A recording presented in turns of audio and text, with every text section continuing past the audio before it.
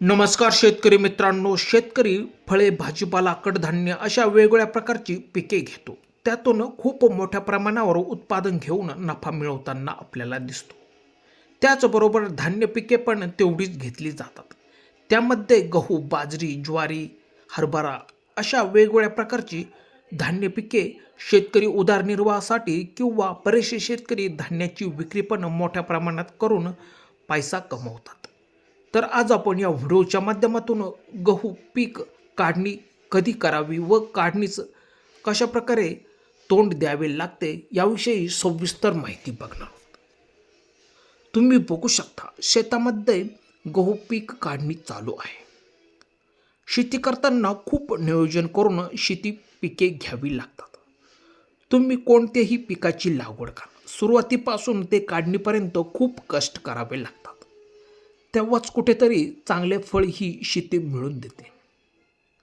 साधारणपणे हे गहू पीक 130 ते 135 दिवसांपर्यंतचे झालेले आहे. तुम्ही बघू शकता फुटवे पण चांगले असल्याने सरासरीपेक्षा उत्पादन हे जास्त निघेल अशी अपेक्षा आहे. व्हिडिओ बनवण्याचा हेतू बरेचसे शेतकरी गहू पीक काढणीस उशीर करतात, त्यामुळे त्यांचे खूप मोठ्या प्रमाणावर नुकसान होते. तर बरेचसे शेतकरी म्हणतील ते कसे, तर ते बघू. गहू पिकातील ओंबीमधील दाना हा पूर्णपणे पक्व झाल्यानंतर, म्हणजे गहू काढणीच्या वेळेस जर उशीर केल्यास तो दाना जमिनीवर पडतो, म्हणजे त्या ठिकाणी पूर्णपणे आपला उत्पादनातून लॉस होण्याची शक्यता असते. त्यामुळे योग्य त्या दिवसांत आणि 15 ते 20% दाना ओला राहील तेव्हाच काढणी करणे खूप गरजेचे असेल. तुम्ही बघू शकता हे गहू पीक पूर्णपणे पक्व झालेले आहे आणि काढणी करताना गहू पीक पूर्णपणे पक्व झाल्यानंतर 2 ते 3 दिवस आधी कापणी तुम्ही करू शकतात.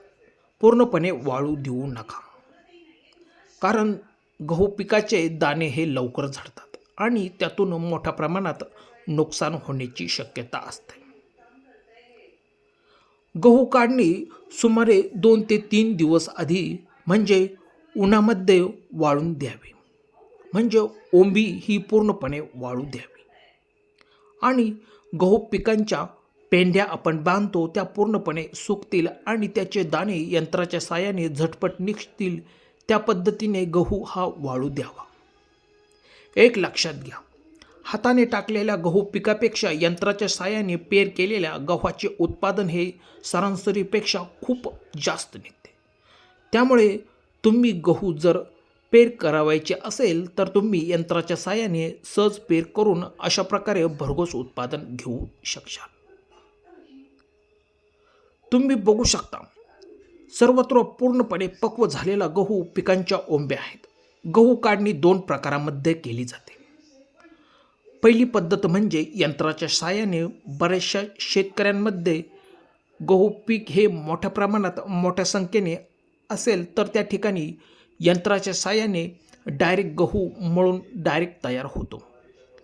त्यामध्ये मजुरांचे झंझट राहत नाही. त्यामुळे यंत्राच्या साहाय्याची पद्धत ही खूप बेस्ट ठरते. त्यानंतरची पद्धत म्हणजे हाताने कापणी, म्हणजे मजुराच्या साहाय्याने गहू काढणी.